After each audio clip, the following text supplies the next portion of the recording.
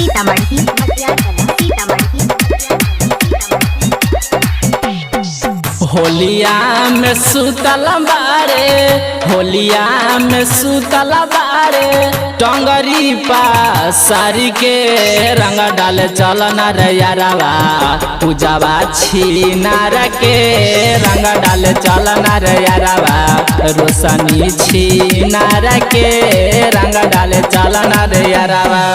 होलिया में सुतल बारे, होलिया में सुतल बारे, टंगरी सारी के रंग डाले चलना रे यारवा, पूजावा छीनार के रंग डाले चलना रे यारवा, पिंकिया छीनार के रंग डाले चलना रे यारवा।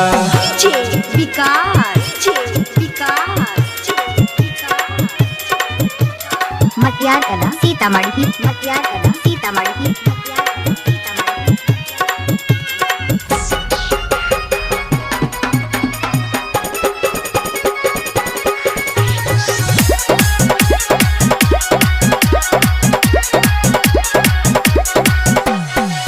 नया नया सूट पहनी नया सलवार हो, होलिया में खोजतिया देखई जोगार हो।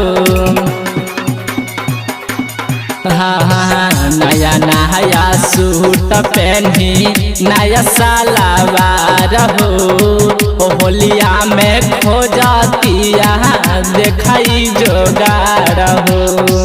पूरा झकोइल जाई, पूरा झकोइल जाई, ओकरोई मन के चल सब रंग डाले यारवा, पूजावा छीनार के चल सब रंग डाले यारवा, पिंकिया छीनार के चल सब रंग डाले यारवा।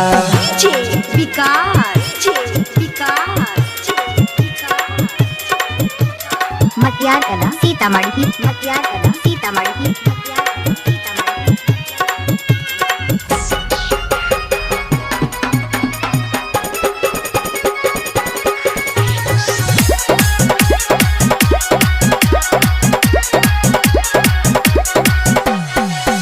होली के महीना आइल जब से उफनाइल बिया, 16 के उमर कर देखना धाधाइल बिया।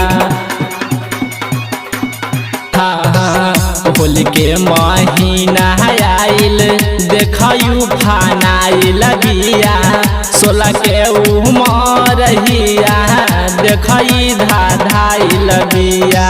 गौआ के छौरन सबके राकेश राज परम के दिलही सना काई गे, रंग डाले चलन पवनवा, रोशनी छीनार के रंग डाले चलन पवनवा, पिंकिया छीनार के रंग डाले चलन पवनवा।